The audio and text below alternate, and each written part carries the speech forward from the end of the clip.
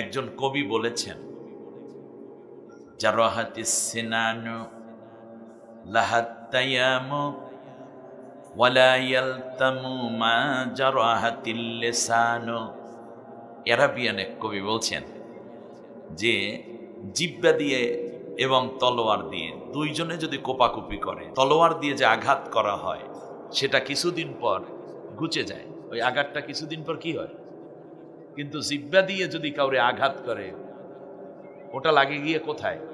কলিজায়। এটা কোনোদিন আর মুছে যায় না। চিন্তা করতে পারেন কথা কত মর্যাদাপূর্ণ জিনিস, এই জন্য খুব ভালো করে বলুন। অন্য কবি বলছেন, লিসানে ওয়া সাইফে সারে আনে কিলাহুমা ওয়া ইয়াগলুবু সাইফি মিজওয়াদি। তলোয়ার এবং জিহ্বা যদি যুদ্ধ বাজে, তাহলে জিহ্বা বিজয় লাভ করে।